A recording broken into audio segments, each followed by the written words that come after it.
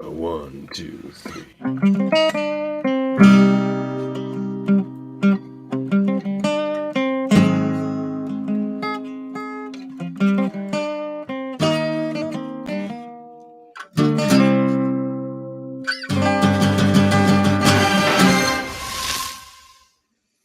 It's time to come out and play. Hello, and welcome to X-Rated, the X-Men animated review show. Thank you for joining us. They laughed at me, but you're real, and you're mine!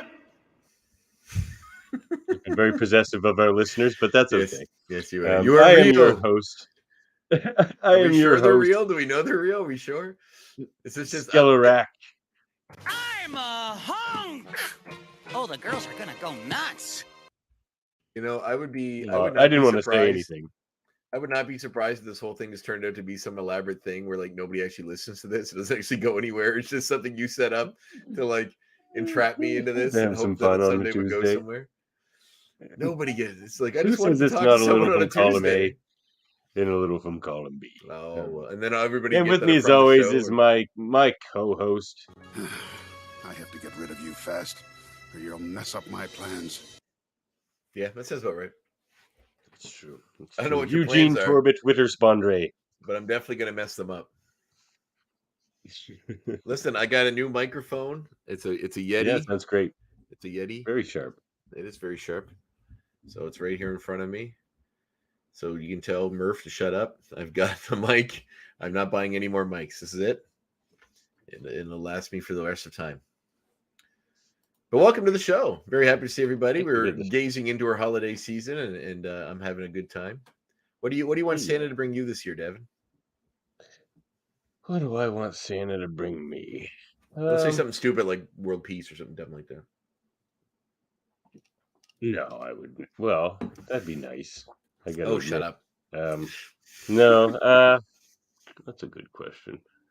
I have everything I need. I wanted a laptop, and now I have that. With a little help from ex-friends. I'm glad I could help, buddy. So, you're a good pal. You deserve a nice laptop. I'm glad that you have it now. Well, it's working well. I might even get to start playing Star Trek Online again. Ooh, this seems to be far too much. This is too. Cousin Dave says I can join his fleet. Ooh, Cousin Dave. Yep. Good old Cousin Dave. Mm-hmm. Friend of the show, Cousin Dave. Producer of the Empire. He produced the Empire? The physical Empire. The evil monsters from the Star Wars universe? My God. Sam wants Star Trek and Survivor on DVD. What do you want, Andre? Do they not put Survivor on Blu-ray yet? It's just DVD. What do I want? Well, I've already got some cool stuff. I mean, I bought a pair of headphones, and then my wife informed me that she got me headphones that are much nicer than the ones I got for myself. And they didn't work anyway, so I had to return them. And I used the money to buy this microphone. So I'm pretty happy with that. Well, we had some friends over last time we did an exchange. I got some records. My friend, I'm thinking partially for comedy, but partially because it's well known. He gave me the Bodyguard soundtrack on vinyl. So that one, will always love you. And oddly enough, he gave me a used copy of the Best Little Whorehouse in Texas soundtrack, which also has that song on it, but the Dolly Parton version, the original. So I love that version, man. He didn't even realize he did it. I was like, this is the big songs are both on these records. And he's like, what, really? He had no idea. He just saw it for like a few bucks in a bin and bought it because he thought it'd be funny. In a second, he's gonna be knocking us around like play toys. My bad. But what would I like? I don't know. I've asked for some games and other stuff like that. So I have no real idea what's coming down the pipeline. I'm one of these people that kind of buys the things that I want when I need them. To the chagrin of my wife and family, because they all get mad that I buy everything for myself. But yeah, just good times really is all I want. Hanging out with friends and family. That's the best stuff. Yeah, that's pretty much it. I think I pretty much got everything I need. Some cool Blu-rays, I guess. I'd like that. There's a Michael Haneke Criterion set that just came out I'd like to get, so I put it on my list. I'm hoping my mom got it for me. We'll see. If you like depressing German, Austrian cinema, Michael Haneke's your guy. Who doesn't?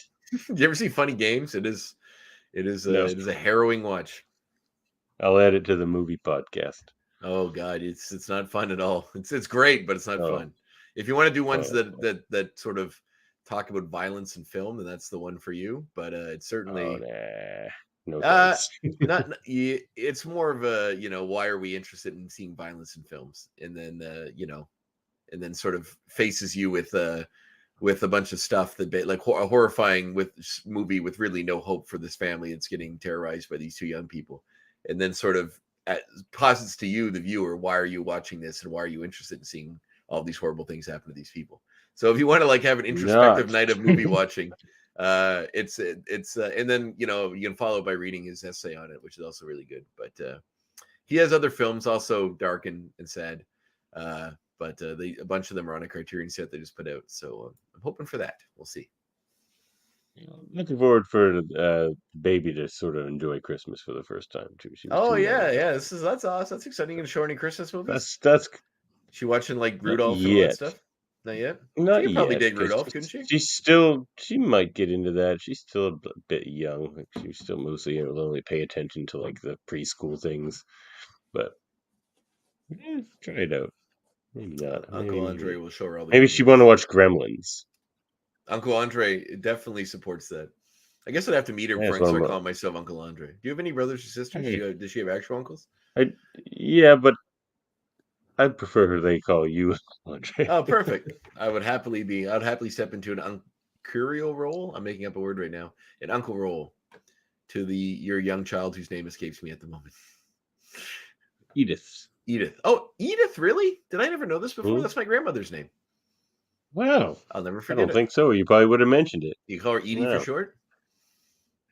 That was the plan, but it doesn't seem to suit her. She's more of an Edith. I met a younger woman at an event. Really, she's probably in her mid-20s, and she was like, "I have an old person's name," and I said, "Really?" And she said, "Yeah, it's Edith, but people call me Edie." And I was like, "That's hilarious. That's my grandmother's name, who's still with us. Awesome. She's in her 80s now, mid to late 80s. So, yeah, but Edith, yeah." No, great. Oh, that's adorable. All right. Well, I will. I'll have. Apparently, my mom had an aunt Edith that used to work for Lucille Ball. Ooh, that's a great lineage. Well, I'll have to get Edith something Spider-Man. That's what I normally get the kids and people that related to me. She loves Spider-Man. Good. He's the best superhero. Since she was one. Yeah, well, he is. That's for sure. He's on my Christmas tree back there that you can barely see. I do have a Spider-Man one on my tree as well, which is in my living room. But the big one's upstairs. This is just a little basement. I don't decorate my office so much with the Christmas stuff. I was going to make those lights red and green, but they don't really translate well on the screen. So my screen, that I have an oversized massive screen, so it gives off a lot of light, as you can see.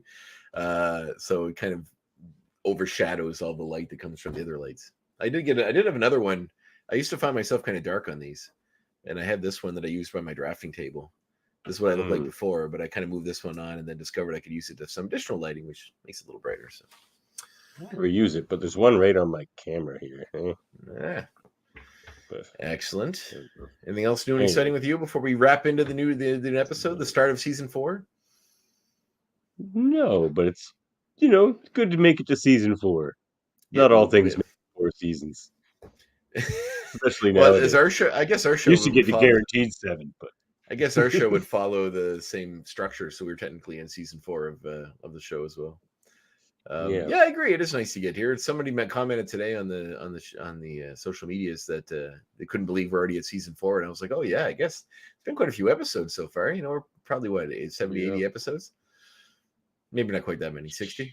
Well, probably like a couple 20 episode seasons, and then like a 13 or something episode season. So I guess like 40, around 50, I guess. Yeah, around 50. Yeah, but I guess you mentioned we are here to season 4, episode 1. The Juggernaut returns. Once again, if you're trying to Julianne Clem. Sorry. And directed by Larry Houston. Once again, if you're trying to follow this in the correct order as far as things go, the only real way to know the correct watching order is to just look what it is on Disney Plus now, which has been corrected. If you try to look for it anywhere online, you will you won't find anything. Well, there's a few out there that has the correct order. Oh, does it? And that's what sparked people to realize it and get Disney Plus its attention about it and that sort of thing. Well, that's good. Yeah. I mean, I should show off my Eugene Torbitt Witterspan action figure. There we go. That is very nice. He can go on any team. This is here real quick. Oh, really? That's hilarious. Doesn't break theme. Yeah. I was wondering if he was an actual character in the comics, but you informed me before we started filming that he was not. So he is not. That's a shame. He seems like a great addition to the show. Another fun, exciting fact about me is I got a tattoo on Wednesday. I don't know if you can see it from there, but it is the it looks like the stitches. Looks like my foot is stapled on. Was kind of the go-to, kind of a homage to my my role as the creature from the Frankenstein play. Nice foot. You've had work done. Yeah, that's right. It's a lot cheaper than actually sewing another foot onto my body. Less painful too. So, welcome to season 4, episode 1 of the X-Men animated review show, in which we watch season 4, episode 1 of the X-Men animated show, The Juggernaut Returns. Now, before we begin, and you cut me off, incidentally, go ahead and play the previous song. Oh yes, I should probably do that because you know you're going to cut me off. Previously on X-Men. Previously on X-Men.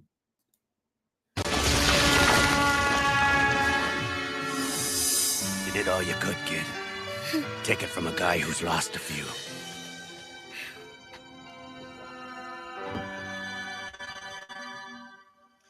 Did you ever consider actually playing the previously an X-Men things from the episode? Because sometimes they're relevant to this episode. Never. Like this one was just a bunch of clips. Over it every time. This one showed a bunch of clips of when the X-Men interacted with Juggernaut before, which, you know, were useful. Not for my purposes. Instead of a screaming space whale. Oh, it was beautiful. It was beautiful. Whale song. People listen to that to relax. Well, you know, we have to talk about movies and stuff that are deeply Canadian that a lot of the cast on these shows appear in. And there's one starring Maury Chaykin that I remember watching on CBC as a kid called Whale Music. Me too. This movie? Whale Music, yeah, where he's in that really dirty pool. Yeah, he plays kind of an analog for Brian Wilson. He's like this, you know, former rock star that like lost himself in his mental health when his brother died, and just like R.I.P. Great actor, Maury Chaykin. Yes, agreed. Deeply Canadian as well. Yeah, so then he just sort of locks himself away in his little mansion on a cliff by the ocean and records whale sounds and makes music out of it. And then this kind of girl drill. You know, I should watch that again because I don't remember anything beyond the core concept of that movie. It was that girl who was in a lot of Canadian things. Like she was Sarah in Polley? No, it wasn't Sarah Polley. It was the girl who was in like Exotica. I love it. I was actually just going to bring that movie up too, because today at a used store I found a copy of a movie that Adam McGoyan, the same director, did called The Captive with Ryan Reynolds, which is not a comedy in any stretch of the imagination. It's mostly about a girl who is her name's Cindy Preston, by the way, the actress you're thinking of. She's on X-Files and a bunch of other stuff. But yeah, it's about Ryan Reynolds is like a dad whose daughter gets kidnapped when he runs in to get pie at a store somewhere, and they don't see her for like 8 or 9 years. And these people that are investigating, you know, like child pornography on the internet have a link to where she might be. And it's dark, it's disturbing, and it's very, very good. Yeah, anyway, I don't go too deep into it, but check that movie out sometime. It's very good. Also by Adam McGoyan, who did Exotica. All right, so we begin the episode in somewhere, and I'm assuming Asia, based on the architecture of the building this guy is in, but we see a nerdy fellow digging through the ruins of some kind of an ancient civilization. It would make sense, as I will point out in my X points. Okay. So nerdy guy digs up this sort of tablet, which looks suspiciously like the Tablet of Time from the Spider-Man animated series, which is also coming out around the same time period. He talks to his voice recorder, indicating that he has finally found it. People didn't believe he could, but he found it, which is this monument of Sidorak. Who we, you know, I feel like we could have used a little, and I can explain this in my X points, but a little more juxtaposition on any of this, because we never knew anything about Juggernaut before, like how he got to be Juggernaut. I think that's what this episode's for. But it doesn't really fill in how he got this, how he got to this. Oh, how he got it. How Cain got it. They never explained that. So anyway, this guy, you know, he said they all laughed at me, nobody understood, blah, blah, blah. But then the when he's reading the tablet, he discovers that he discovers that the other aspect that you need to get the powers of Sidorak is the gem, the ruby, which he can't find at first. So we disperse him going through this with Cain Marco walking on the ocean, bottom of the ocean. We did get a little clip of the last episode at the start of this. In last we saw Juggernaut, he was being thrown off into the ocean by Gladiator. And we kind of see... Legend has it that Sidorak endowed his faithful with unearthly mystical powers. Faithful implies there's more than one. And I think this episode makes it painfully clear there can be only one Juggernaut at a time. So that later as well. So we see Marco walking along the ocean floor, and then a playful seal looks at him, and then a shark comes up to him, which he punches out of the way, which I thought was pretty funny. That was pretty funny. Yeah. So the guy, the nerdy guy Eugene here is as we only hear his name a little later on, but I'll refer to him as Eugene. He's looking around for the gem while we see Juggernaut himself pull himself out of the ocean along what I would assume to be the Brooklyn Bridge. But so the last episode, he is tossed off into the ocean by Gladiator. Do you remember where they were, Davan? Muir Island, weren't they? Which is where? In Scotland. And do you not find it odd that it seems and appears in this episode that he walked all the way from Scotland along the ocean floor to New York? No, I would say Gladiator punched him that far. Coincidentally, Gladiator punched him halfway across the world, right in front of New York, where he needed to be to go attack the X-Men. And also, the X-Men had a bunch of stuff pretty much straight across. But yes, but the X-Men are back from all of the stuff that happened with the Dark Phoenix saga and everything else, indicating that Marco, the times don't measure up. So he either just was somewhere else and then walked to get there from wherever he was between then and now, or he's been walking from just outside the coast of Scotland. He didn't go that far, according to the clip, all the way to New York, which is impressive. Not just for he is a supernatural. I'd believe it because he wouldn't drown. He doesn't need air. He doesn't need food apparently either. But he is. I guess he can eat fish, I suppose. But he is a supernatural being, so I can posit that he is capable of doing this. However, what I do have an issue with is how could he navigate under the ocean exactly in a straight line to make it to New York? He's been down there a few times. He recognizes New York Harbor from underneath. Mm-hmm. And what are you basing this on? Oh, he's fought the Hulk a few times. He gets punched around. Uh-huh. I see this as a glaring plot hole, but I will let it slide. I think it's hilarious that he was in the ocean that whole time. That's what I mean. Like all of the Dark Phoenix saga, they went to space. She, she almost blew up the world. She almost, they brought her back. They had all these other interactions, and all of this time, Marco was just walking along the ocean floor. You know what? That's a pretty reasonable time frame for it to take. It would make sense. It would make a few weeks, probably. Well, yeah, maybe a few months, but still, yeah, probably. Yeah, because it's not flat. You're going down huge crevices. Yeah, you think he'd ocean get in the middle, ship or head back to Ireland and then or Scotland and then get a plane or connect back with Black Tom Cassidy. Seems like he can't swim. Maybe he sinks. Well, I think he's too heavy as part of it. Yeah, that's what I would assume. But to be buoyant. So yeah, you know what? I think that's true because then there's a comic where that Fish Boy. You ever seen that Fish Boy X-Men? It's just like the little fish boy. Is his name Fish Boy? Because you said the word fish boy an awful lot. Well, he's basically a fish boy. Anyway, he had to save. He's a boy. Let me get this straight. He's a boy that's also a fish. It looks like a fish. Interesting. So, Juggernaut climbs out of the. Yeah, that's a safe assumption, but it's still an astronomical distance, MZ, that he would have been walking. And based on the intro to this clip, when it shows how far he got thrown off from Scotland, I believe you could still see Scotland in the distance. So he wasn't thousands of miles away, just maybe hundreds. But anyway, I digress. So Juggernaut climbs the building. Everyone sees him and gets terrified and abandons their cars while he walks around, causing random destruction. Throwing cars around, picks up a taxi takes the taxi driver out, throws him off to the side, who he lands. Have CB sell all the city cab stuff.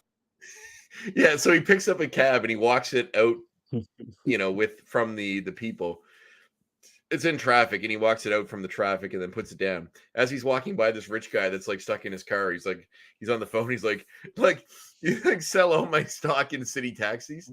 Like, do you think that just some mutant picking up one taxi is going to tank the stock of the taxi service? Like, I don't think this guy is well designed for having a good taxi business. It was a pretty funny gag, though. It was pretty good, actually. I'll take it for a kid's cartoon. It's pretty great. So Juggernaut throws the guy out of the taxi driver out. He lands conveniently in a pile of bags that are in the back of a truck nearby because, can't see him go over the side of the bridge or smash into the pavement or anything that might kill him.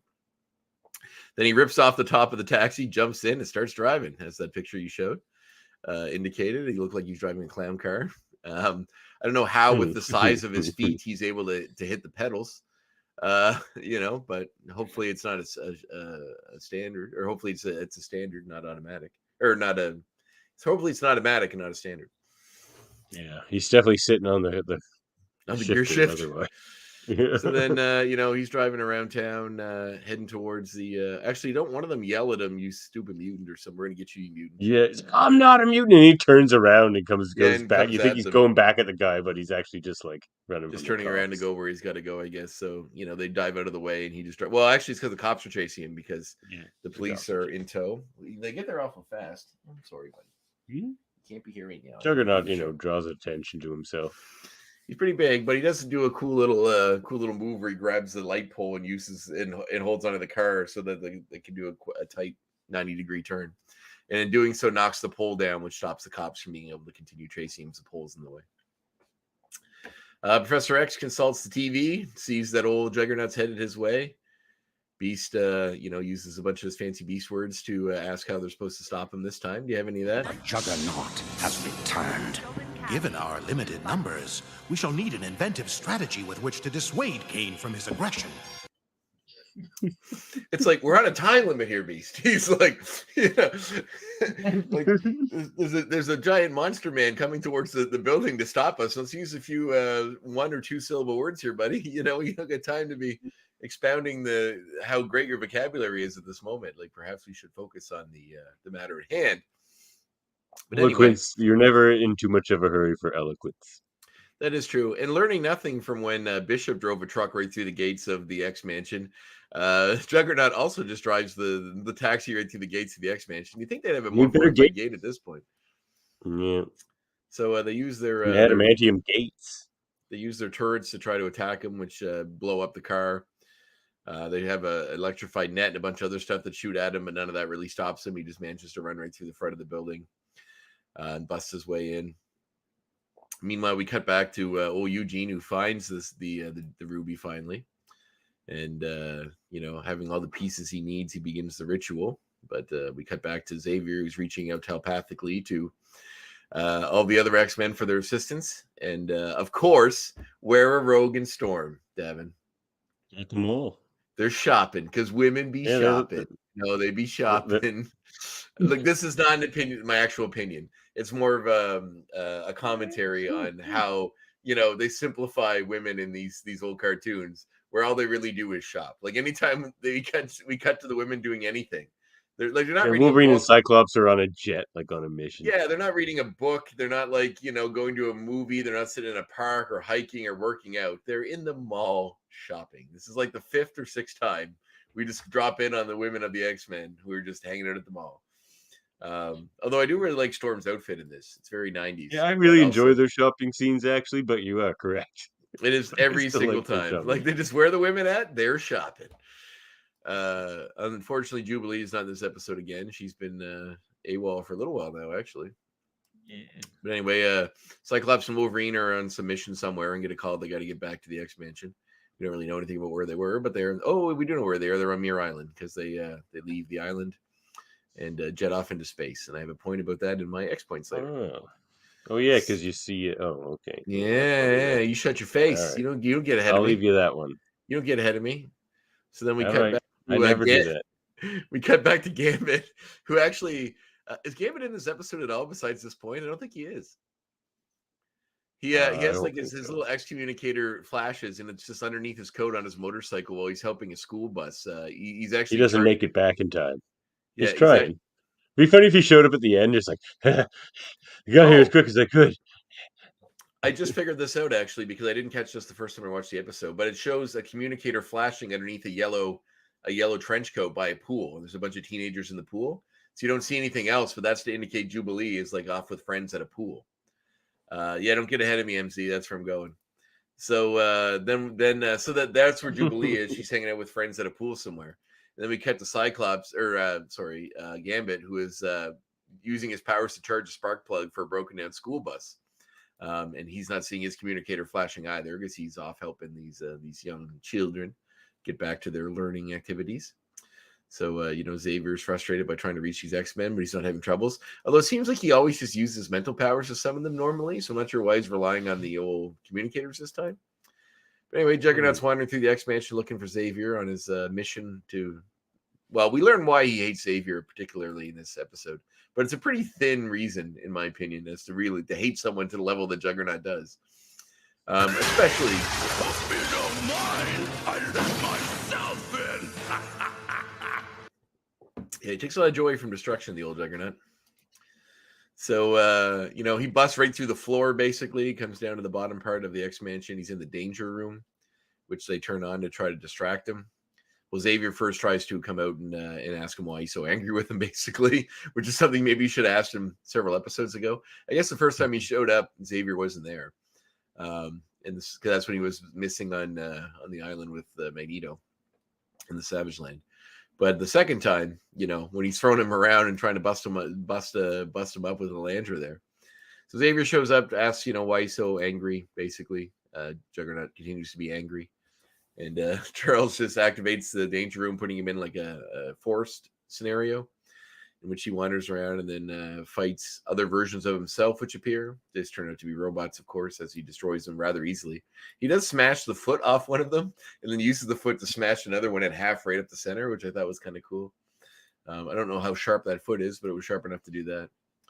So Xavier changes the simulation and puts him in the desert, in which he is, he is confronted with a rather familiar green Goliath, as we know the Hulk, which is kind of fun. But Juggernaut manages to smash it to pieces because it is also a robot. Beast jumps him from behind using some kind of electromagnetic gloves, it would appear, to try to stop him. But Juggernaut, of course, is unperturbed and just tosses him aside. He almost walks into a trapdoor that Xavier has set up, which is very Looney Tunes of him. Oh, or actually, rather Mr. Burns of him, I would have to say. Like the trapdoor right in front of his head. Release the hounds. But basically, Juggernaut's destruction starts destroying the danger room and starts falling down around them. As this is happening, Eugene is activating the gem on his end back in at the ruins of Sidorak. And as he's doing so, the powers start flowing into him and leaving Marco. You see them explode out of him and go off into space. So Marco gets crushed under some debris while he's losing his powers. At the same time, Eugene is getting them. In a second, he's going to be knocking us around like play toys. Yes. So it's kind of cool. Like Juggernaut grabs Xavier and has like a moment that he's probably going to kill him. But then coincidentally, this is the moment where the power starts leaving him. And then the rest of the X-Men get to safety. Well, Juggernaut screams out in pain, has the power removed from him, and then kind of is stuck in this cave-in. The rest of the X-Men arrive. And I do like Storm's outfit in this. You have a picture of Storm's outfit? He saves Xavier from the cave. Yes, he grabs him because basically Juggernaut drops him and he kind of falls half on his own chair there, or Xavier does. Then when he falls on the ground, and then Beast takes him from the chair, which gets crushed by debris, and then jumps out of the room. Saving him. I don't have an image of it, but Storm's green outfit is super cool. Yeah, I kind of thought for a minute it was her superhero outfit for a sec. It kind of because Rogue changed between the shopping spree and this into her outfit, but Rogue didn't, or Storm didn't, and it kind of looks like an outfit she would like. She does though. Later in the episode, she does change into a normal outfit, but like her regular walking around outfit looks rather close. And normally she's wearing sort of. Why didn't she just use her costume powers? Yeah, which her Sailor Moon powers, as I call them. Yeah, her Sailor Moon powers. But this costume does look pretty cool, and it could be a superhero costume as well. And it kind of looks more African, with the greens and the yellows and the reds in it, than her normal. I mean, I love her normal costume too. It's great. It's very, very iconic with the whites and her dark skin and the white hair and the eyes and everything. So it's cool. But anyway, Xavier wants to get Cain out of there. They don't want to. The X-Men don't want to help, but he says he's his brother. They have to. I'm not asking. I'm telling you. Help him now. He's rather short with Rogue here. Yeesh. So they go in, they dig out the old rubble and find Marco. And see, this is why I feel like they needed a little more explanation as to how Marco found the Gem of Sidorak, because we don't get any of that. But he's still wearing his military outfit, which if you know the comics, you know why, and you can talk about that because you know that better than I would in your X points. But so they find Marco, who is passed out in his military garb.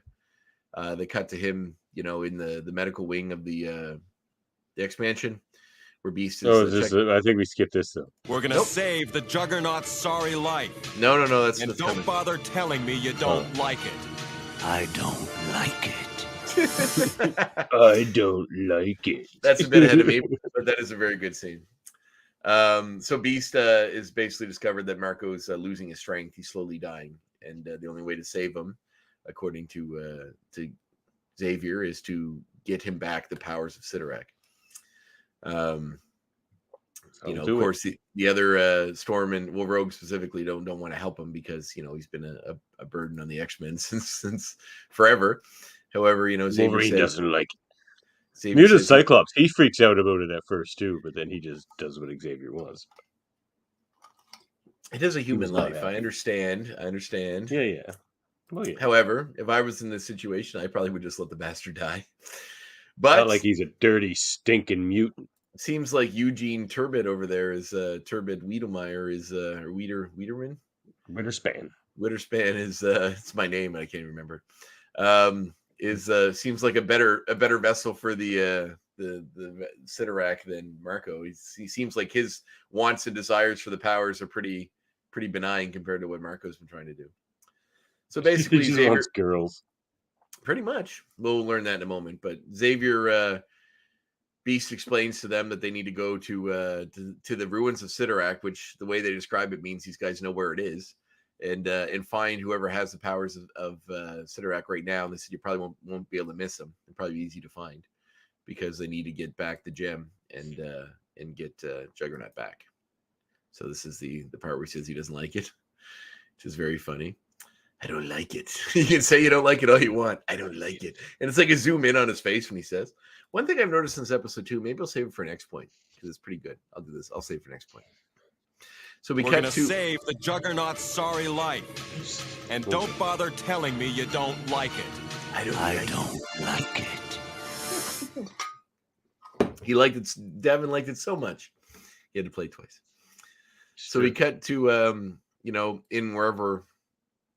I mean, I'm guessing it's got to be Asia because Eugene, who now is dressed as the Juggernaut because he is possessing the Juggernaut's powers, drives up in a Jeep outside some kind of a club. He's wearing the, that's not yet. He rips the steering wheel off. He's too strong. He drives up to his own apartment. He's amazed. You played the clip earlier, but he's amazed how strong he is and how the girls are going to love him. He's still wearing his glasses for some reason underneath the helmet. I'm not sure why that is. Big! Wow! So Beast, we kind of flash while he's walking around his apartment, destroying it. Like he busts through the door and it comes off its hinges. He sits on the couch and breaks it in half. Tell me here, Andre, does Eugene have a Newfoundland accent? Yeah! This helmet's bigger than my last apartment. He does have a little bit of a Newfoundland accent there, doesn't he? Doesn't he? I never put that there together. But he's kind of got one. Perhaps a little Witterspan is from St. John's, eh? Little from St. John there. He's down there by the bay there, eh? I mean, any Newfoundlanders listening are probably like groaning at my terrible Newfoundland accent. I'm sorry how bad our Newfie accents are. Actually, mine's not too bad just because I spent enough time there, but it's Newfoundland accent is so funny because like there's a guy that could be like grow up 2 streets over from another guy and he was the thickest Newfoundland accent you ever heard, and then the other guy can't tell at all. Like no accent whatsoever. Familial. Perhaps so. So anyway, we get a little flash of Marco's condition deteriorating while we see Eugene destroying his apartment. Tries to use the faucet, breaks that. I missed this part when I watched it the first time too. Breaks the faucets, then he bends it so it doesn't go. He tries to open his fridge door, rips it off the hinges. It inexplicably changes color between when he takes the door off and when we do an outshot of him doing that, which is funny. That's a little animation error. He sees a bug on the floor and he goes to stop it, but he busts a hole right through the floor and falls right through it to the floor below. So get a little bit of comedy here. Meanwhile, Marco is still deteriorating. And Xavier's thinking back on his past, trying to reach out to Marco, but thinking about, why Marco hates him so much, basically is what he's trying to find out. And we see some flashes of their childhood where Xavier was blonde as a kid, which is interesting to me because his eyebrows are dark as old molasses over there. Nothing blonde about his eyebrows are jet Legion black. Is very dark of hair as well. So we see him riding a horse, and then who we soon learn to be his stepbrother, Cain, knocking him off the horse and bullying him, essentially. That's how you know somebody's privileged and in like an old movie or something. They have horses? It must be a horse. It's like that Seinfeld when Lane was making fun of old people, like rich people that had ponies. And she's like, what's wrong with the old lady? I had the pony. Pony. My sisters have ponies. I love my pony. I love my pony. So Marco's... ponies. Marco's bullying him, and frail little young Charles doesn't understand why, because he essentially just seems to be happy to. He basically calls him brother, and Marco corrects him as a stepbrother and knocks him off the horse. Then Marco's father, who we soon learn is Charles' stepfather. That's how you know someone's a dick in an old movie. They knock you off your horse. Yeah, then the father shows up, who's inexplicably wearing a lab coat. In a second, he's gonna be knocking us around like play toys. How did that come on? You've been hitting the old marks hard today. His new computer. I might need to lighten the mouse sensitivity. So old Carl Marco, is that right? Arrives, who is I told you to be nice to the kid. If his mother dumps me, we'll be out all that money.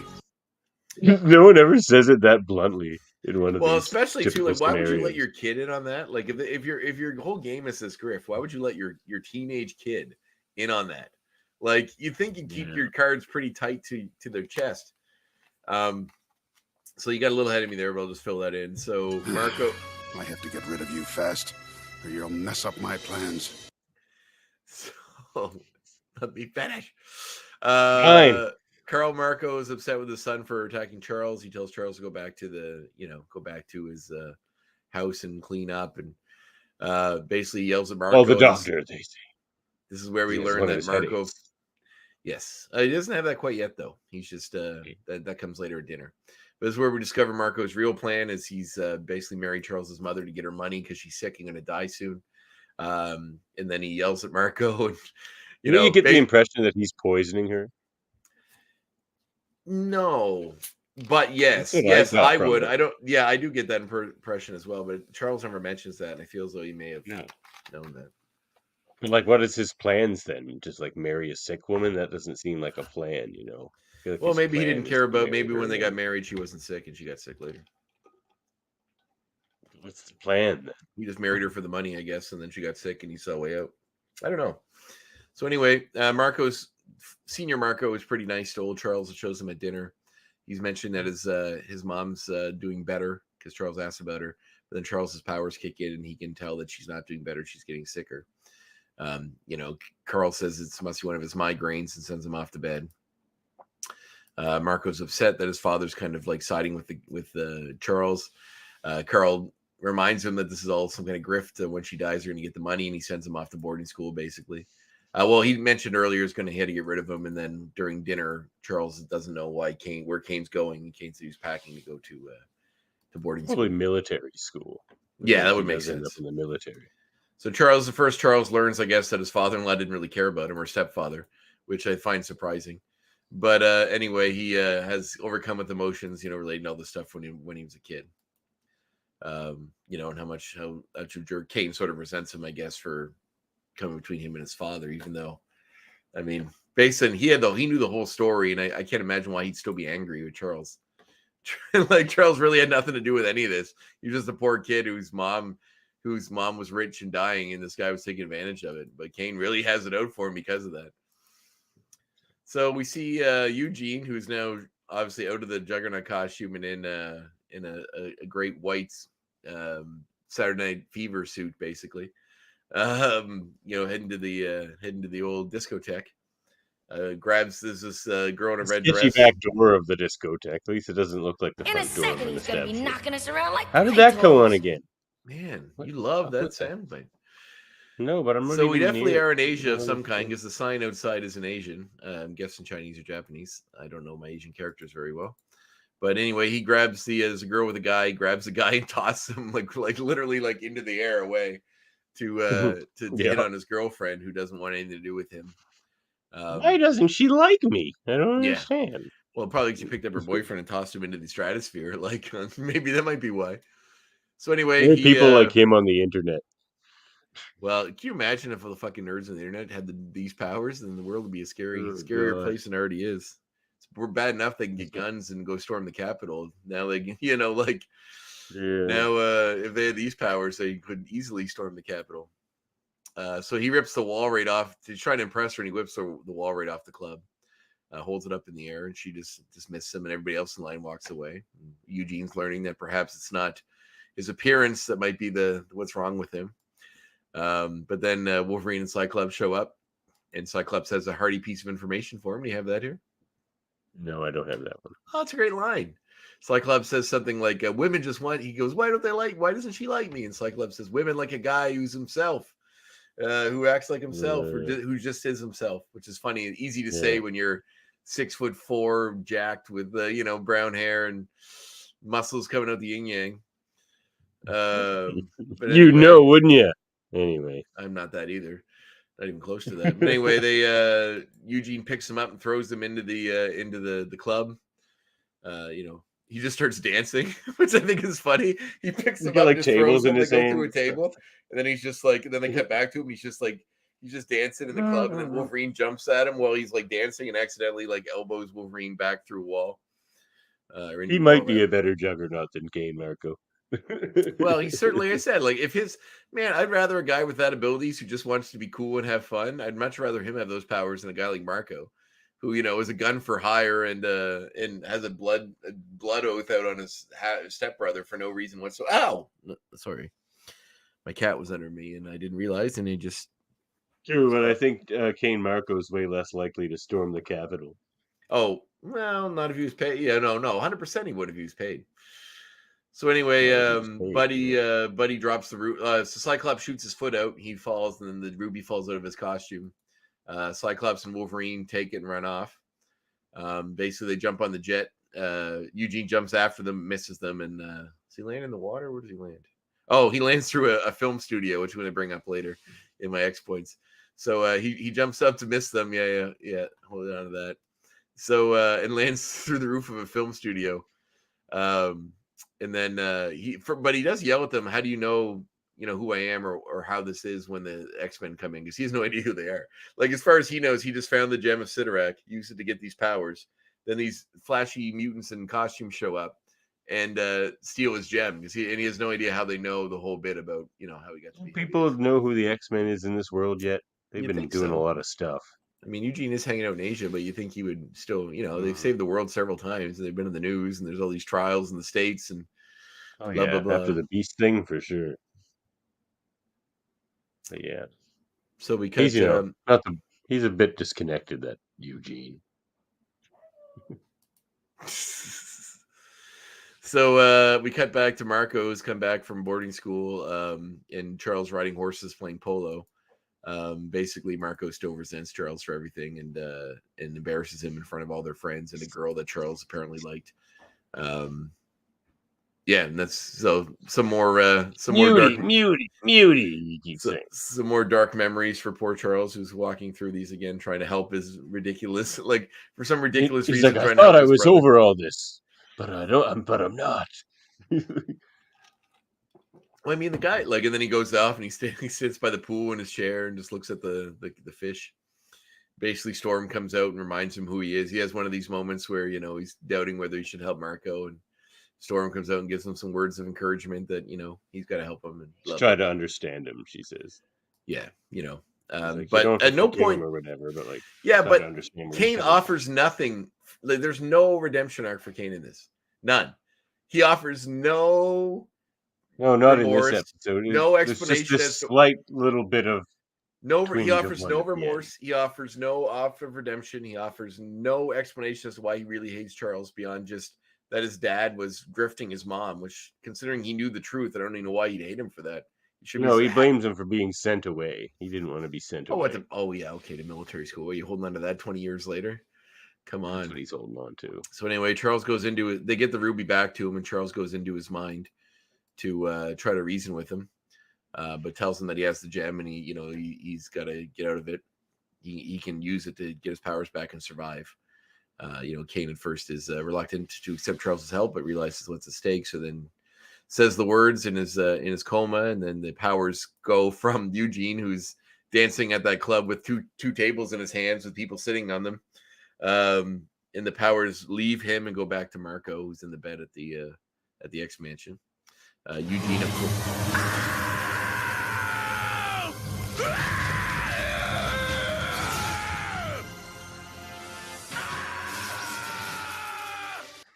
That X-Jet must move pretty goddamn fast too.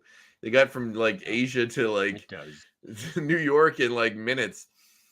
So when the energy leaves Eugene, it busts a hole in the ceiling and causes a little bit of a collapse, and people run out. But Eugene's back, being a little weakling.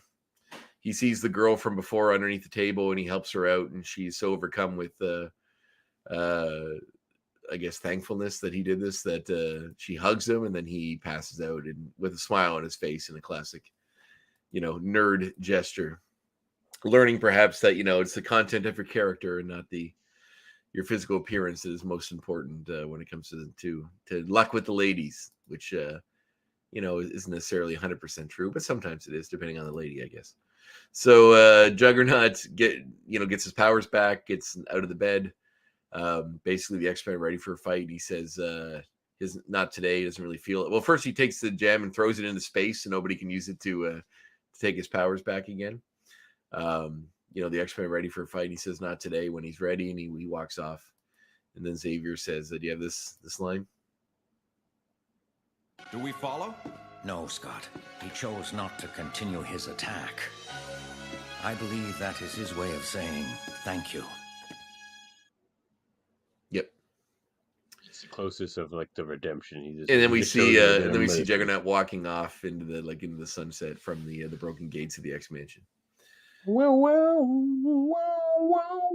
There's a great way when Xavier's talking to Juggernaut in in his mind. There's a great little exchange here where he says, "Brother, we must talk. I will meet you in her mind." He goes and he says, "The X-Men have brought the Ruby of Sidorak to give you back your powers to save your life." And Juggernaut says, "How? What's in it for you?"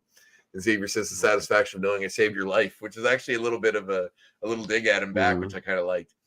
And then Juggernaut says, "That changes nothing. I'll always be your living nightmare." And Xavier says, "It's a burden. That's my burden to bear." Juggernaut says he doesn't care. "I'll always be your living nightmare." Juggernaut says, "Can't you get that through your thick skull?" That he doesn't care. And Xavier says, "Perhaps one day you will." And it's a nice little moment. "I'll always be your living nightmare." Well, that was worth saying twice. It's pretty good. And thus ends our episode.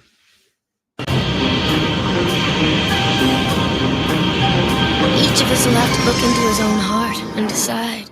Ratings from 1 to X. You go first.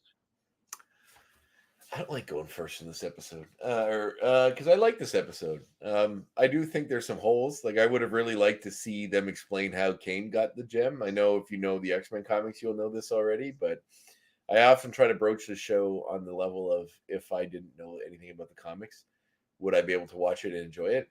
And I feel like there's some big holes here. We know how you get the powers of Juggernaut. And it says right in the thing you read that you'll be made a human Juggernaut, which is great. It's a great little line. But we don't know how Cain got it still. We know that seemed like a natural place to branch off from the story of their childhood. Even with all they could have just added another scene or two with like what he did after the military school. Well, wasn't he in the war with Charles when he found war with Magneto was. But in the actual comics, Like, wasn't it? They were in war somewhere, and he fell into the. Was he in Vietnam or something? And he fell into this. I think it was the Korean War, maybe. Yeah, and he fell into this cave somewhere and then found this Mhm. this place. But I thought Charles was with him. Weren't they both in the war? See, I thought they were in different wars. I feel as though like this. My favorite reference is from a book I had as a kid, which was some kind of X-Men book that was like the origin stories of a bunch of different X-Men characters or villains, and one of them I believe was Juggernaut. And if I recall correctly from that story, it was Juggernaut and Xavier were both in the war, and Juggernaut or Xavier got, or I don't know, he got hurt or they got stuck in a cave in somewhere. And maybe it's where Xavier lost use of his legs. I can't remember as well, but it was. Well, yeah, that might be the case. And anyway, so I have that issue. yeah, it's old anyway, and I think it was just like kid versions of the comics, basically. Yeah, But, you know what? I think you're right about that. so yeah, and so we know that. However, they don't explain any of that in this episode. Hmm. And I feel like this would have been the perfect time to do that. So, it just kind of sucks because I'm going to give it. I mean, I like the episode aside from that. That seems like a pretty big point. I want to give it a 9, but an 8 seems too high too. But a 7 seems too low. I'll go with an 8. I'll give it an 8. 8. Yeah, I'm kind of What'd you there get? with you on that. I felt the same way actually. I feel like 7's too low and 8's maybe a bit too high. I mean, 7 is probably apt, but I'll like, go it with is the a fun 7. episode. I'll go with the 7. Yeah, I think I will too. Then, if we're both on the same level, I just didn't want to misalign with you too much because I do think it's a good episode. I just that annoys me. Me too. It was good. It could have been like a B plot in another episode almost though. Yeah, or a 2-parter, and explain it in 2. I don't know. I just feel like there's room Oh here. yeah, I think MZ is right. Xavier lost his leg, Juice's legs fighting Shadow King. Oh, maybe so. Sam agrees. It's a 7. All right, thanks, Sam. We're on agreement. 7. We're all in this together. We are lost. We're all lost together. Rodeo.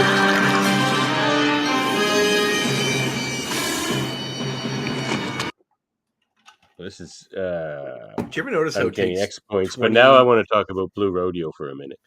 Do you ever notice it takes 22 minutes to watch the episode and an hour to describe what happened in the episode? Amazing. Yes, well, that's because of our show the insightful episode observations. And save time. Let's just show. We could. We'd get sued by Disney. Well, you miss our delightful commentary. Exactly. It's our delightful commentary. That is what they come for. The delightful commentary. Yeah. Yeah, Blue Rodeo, man. I love them. They blew my mind once. So, that SARS concert in Toronto that they had? They played that, and everyone was just rocking out super hard. Because everyone got like 3 songs. If you were a little bigger, you got 5 songs. Oh, they got they have quite a few big songs.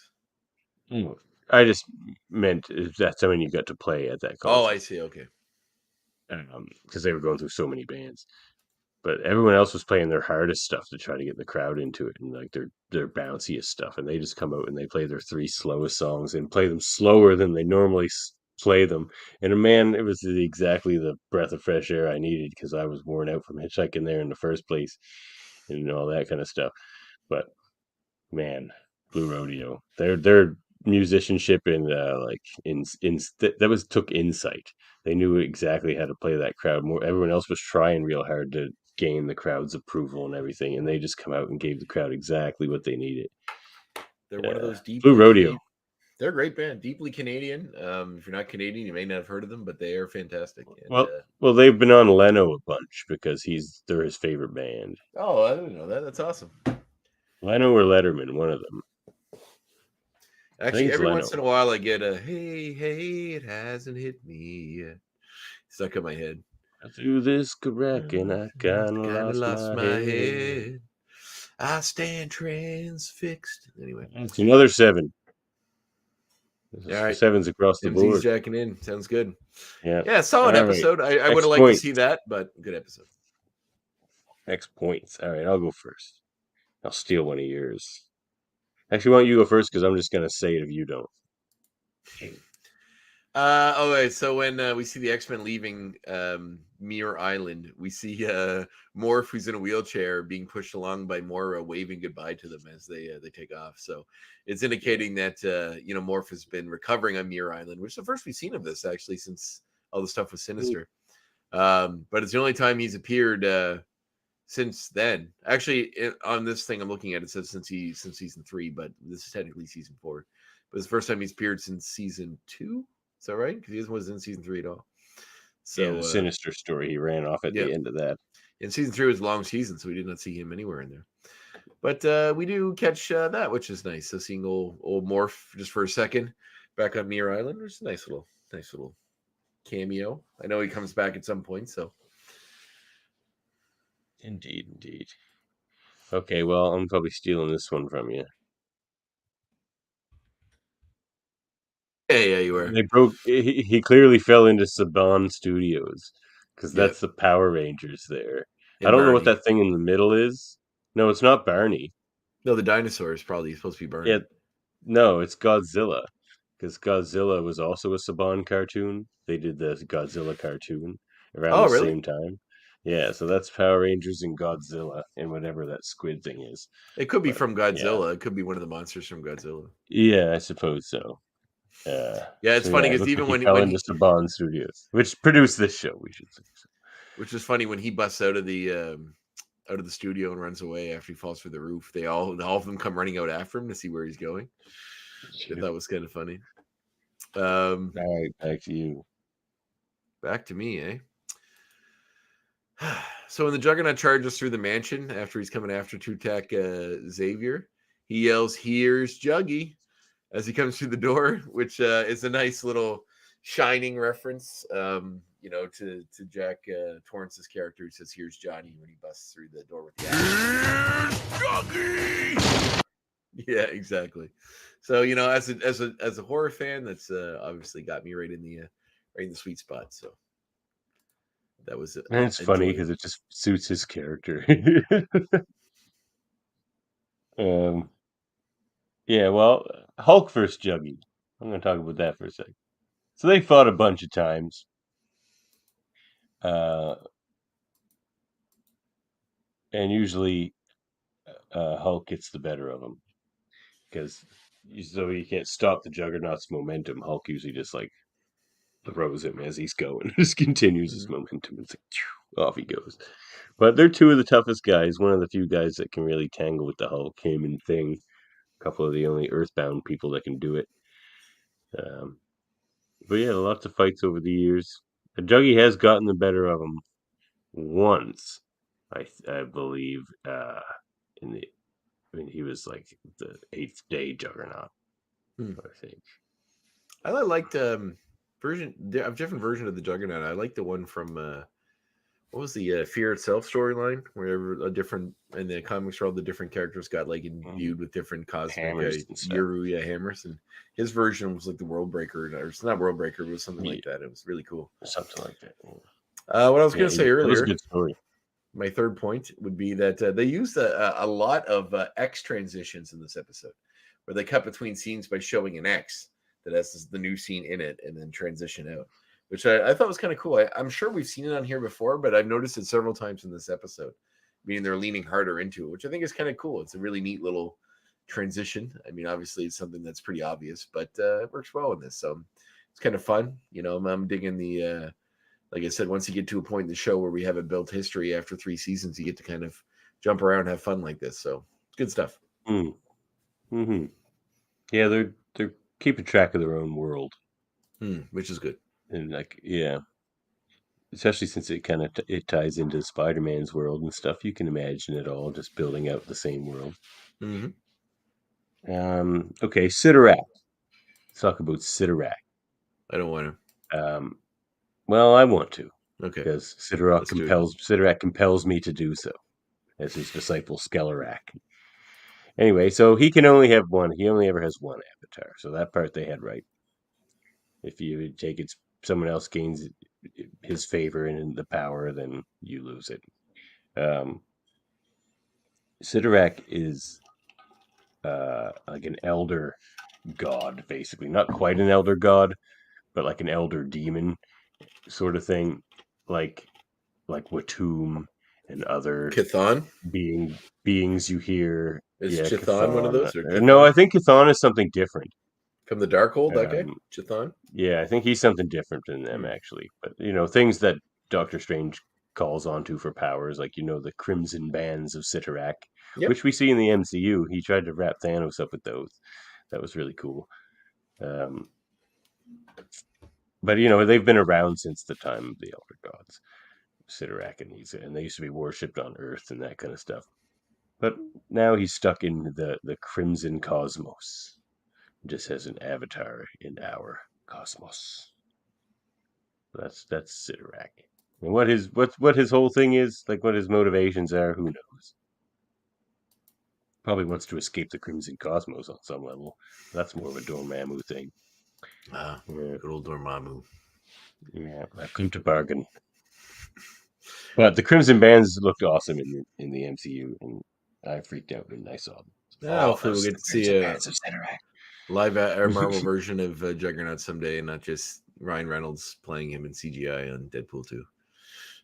Putting an electrode up his ass. Yeah, Ryan Reynolds did the motion capture voice for Juggernaut in Deadpool 2. That Juggernaut was funny. Like, that's pretty much what you need for a Juggernaut. He looked pretty cool. Jones. Although, having a fucking electrode stuck up his ass is also funny. Vinny Jones is not a good choice.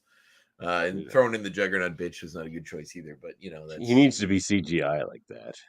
Or, yeah, I mean, we got the Hulk now. You can do CGI decent enough that you can get away. He's usually bigger than the Hulk. So, my next point was a little thing between Xavier there when B says that Juggernaut's healing. Without his Juggernaut powers, he's going to die. And Xavier says his powers must be restored, and Rogue says he's got to be kidding. This is when he gets upset. And Storm says he has sworn to destroy you, Professor. Consider what you're saying. And he says, "Do you think I don't know that? His very existence tears at me, but he's still my brother, and I must do everything in my power to save him." Which is a nice little nod to the heroicness of being good for the sake of good that comes with old superhero epics that you don't get so much anymore. Everything's all dark and broody, and everybody's got to be conflicted and horrible, and nobody can do the right thing for the sake of doing the right thing anymore. But I like seeing DC. This is Marvel. Yeah, I get it. I'm saying, but I mean, Marvel does still have that sort of stuff in it, but hard choices are made. So it's nice. It's nice getting back to some old school fun, basic storytelling. With a good and bad. And some complicated emotions at work here. I like seeing that. All right. Yeah. My next one explains, other than the fact that Juggernaut was in the Korean War, and that's why he found the gems. He's 70 years old. Or whatever war they'll say it is when we zoom ahead. Like whatever war the Punisher was in. First it was Vietnam, and now it's just Afghanistan, exactly. I guess. Yeah, same one. We'll say it's the same one. Korean War was in 1950 to 1953. But the Avatar before... standards, like 93, he would have been 65, which I guess works with Cyttorak, but if being the power Juggernaut keeps him young. And he seemed to be the same age as Charles, and Charles could pass for 65, so it all makes sense. Yes, but I think he's supposed to be a bit younger than that. Or was he his older brother? Stepbrother? No, I think he... I don't know. Anyway, so the Avatar before Cain Marco was a fella by the name of Jin Taiko, which is an Asian name, so it makes sense that... And when you see a picture of Jin Taiko, he's certainly an Asian character. So that makes sense why the rubies were in Asia. Or at least why the Avatar before him was Asian, because that's where the ruins are. So that's where the ruins are, so that would make sense, would it not? Yeah. Interesting. So it's likely most avatars before Cain Marco were probably Asian. My final point is old Eugene Torbitt Witterspan. Old Turbits. Turbits. I love how they even give him like the nerdiest name possible. Eugene Torbitt. Oh, it's a good one. Torbitt Witterspan. Witterspan. Witterspan. which is ridiculous. It's a ridiculous name for a ridiculous cartoony. He looks like one of the nerdy guys right out of Revenge of the Nerds. But I do like that even Eugene has like a little tiny arc where he realizes that perhaps being big and strong isn't necessarily what you need to be popular, or just being yourself should be enough. And a little bit heroic when the chance arises. Whether he winds up getting to bone the girl in the red dress or not, we don't know. But I like to think he does. I like to think he goes to Bone Town, and I like to think that they get married and have children. You don't think he's earned that quite yet? Together. No, I'm not saying right then and there. Down the road, he takes her out several to dinner. dates, and they get together, and then they have a nice family, and they have a couple kids. Kids go off to college. You're really rooting for old Torbitt, aren't you? Relationship until she gets lymphoma and then dies when he's in his 60s. He's lonely for a while, but then meets another lady at the old age home and has a brief romance before his own passing of a stroke at the age of 83. Yeah, it's not a bad run. All right, my last X point is other Saban shows that you may know from our childhood. I've never pronounced Saban correctly in my entire life. Well, it's I've called it Sabin forever. Name Saban. Sabin. Saban. So yeah, here we go. Other Saban shows. What do we have here? Alf the animated series. The Karate Kid animated series. Kid and Play. X-Men, of course. Creepy Crawlers. Remember Creepy Crawlers? Make you messer from the Master Monkey Soup. Zucky Wucky Squirmy Wormy. Very scary. Sometimes hairy. I remember the toy. I don't remember the Silver Surfer cartoon was by them too. I love that cartoon. Yeah. Spider-Man Unlimited. I also like that cartoon. One of my favorites, Samurai Pizza Cats. Samurai Pizza Cats. I love Samurai Pizza Cats. It's just an obvious Turtles ripoff, but it was a fun one. Yeah. Probably better than Turtles, really. No, you shut your mouth. I don't want to have to slap you through the camera, but I'll find a way to do it. I'd like to see you try. Oh. Yeah, he just spits on his gum. But yeah, that's that one. I just wanted to shout out Samurai Pizza Cats mostly. It's a great show. All right, moving on then. Where are we at? I know. Hey, check this out. Hey, check this out. This is our comic reminiscences and recommendations segment. I'll go first. So this is the perfect series to read, actually, to follow up this episode. And I get to shout out this great X-Men run that I don't get to talk about often enough. It's one of my favorites, actually. So it's the Amazing X-Men run. It started off with Jason Aaron, and then Christopher Yost. And Craig Kyle took over for a little while, and then just Christopher Yost. Christopher Yost wrote this story, so issues 15 to 19, and this is the story, The Once and Future Juggernaut. Some of these covers, there's Juggernaut leaving everyone in his wake, and there's a cool check that. Cool covers there. Yeah, very cool covers. Well, it might be still Stuart Eman doing these. I mean, maybe he's off the book at this point. Yeah, he is. Yeah, so very cool Juggernaut covers. Juggernaut in someone's eye there. That's pretty cool. Eye Juggernaut. Look at him compared to Colossus there. See, this is all scary stuff. So basically, at this point, Juggernaut, Cain Marco isn't the Juggernaut. He's been stripped of the powers for some time at this point. And in this story, he's going to try and get them back. But you know the character, the Living Monolith? Yes. Well, he gets to it first, basically. So there he is there. He gets to the gem. And then he becomes the Juggernaut. So for a very short time, he doesn't last this story. But the Living Monolith becomes the Juggernaut. Interesting. It's an interesting combination of powers. And then by the end, he becomes Juggernaut again, hence the Once and Future Juggernaut. But Great story. This Amazing X-Men run has so many good stories that I love in it. Like there's a beautiful Wolverine story. There's a beautiful Nightcrawler story. There's an awesome Wendigo story.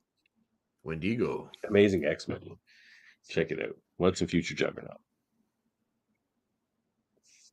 He gets into a lot of the Sidorak stuff too. That's really cool. Looks awesome. Oh should check yeah, that like one out. there's the jungle leading up to the ruins and stuff like that. It's good stuff. All right.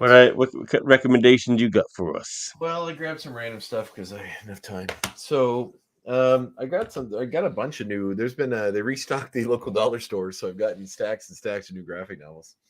But there are a few that I just got today that I thought were interesting, and I don't even know if they're any good. I mean, you can tell me if they're good because that's what you're here for. X-Men Legacy, Aftermath. Oh yeah, Legion's book. It's Legion's book, okay. So yeah, Legion's usually the star of Legacy. Mike Carey, who did a lot of Hellblazer comics, did this, which I think is interesting. So looks fun. Is it good? Is it worth reading? Legacy? For $5? I haven't read much Legacy. Oh, for $5, yeah, I'd read it. I'd pick that up for $5. Another one I got today was this one. Wolverine, Japan's Most Wanted. It's a collection of the Unlimited series, like the online stuff that Jason Aaron did. It's a Wolverine story he did that was just online.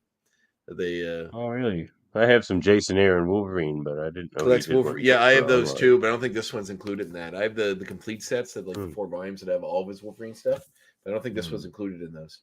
It's Wolverine, Japan's Most Wanted Infinite comic 1 to 13, but they weren't full issue comics, obviously, because this is 1 to 13. So, but yeah, it looks interesting. It's written by Jason Aaron and Jason Latour does the art. And I like his art too. Oh, the Southern Bastards combo. Yes, I love Jason Latour. He's awesome. I love that comic as well. But yeah, it's some beautiful stuff. I had the first couple volumes of that for sure. It says Sabretooth that sees control of the ancient ninja army. The Hand is determined to reshape it in his own monster's image. But the old order is resistant to tighten his grip. The traditional ways of the Hand must be banished forever, luring Wolverine to Japan. Sabretooth plots to destroy both his hated enemy and the Hand's past as Logan becomes public enemy number 1 in the land of the rising sun. His capture is tasked to the new Silver Samurai and his high-tech ninja squad, the Iron Hand. Fighting to clear his name, the Avenging X-Men is drawn into a better the devil you know battle to save the old Hand, forging likely lines with the Sacred Warrior who, as the Assassin's Clan's living history, bears its secrets tattooed all over her deadly body. So yeah, it looks interesting. Another one I got recently is this one, which is the Civil War II Kingpin miniseries, which is there. Written by Rosenberg. Oh, it was one of the better Civil War II stories. Oh, good. I haven't read this one yet. I read most of that stuff. I mean, obviously, as a Spider-Man fan, I read pretty much all the Spider-Man stuff, but I'm woefully behind on comics. I got to catch up, and maybe that's something I'll do tonight, actually. Everyone is, man. There's a lot of comics to read out there. That doesn't mean we should give up and stop. And the other one they had at the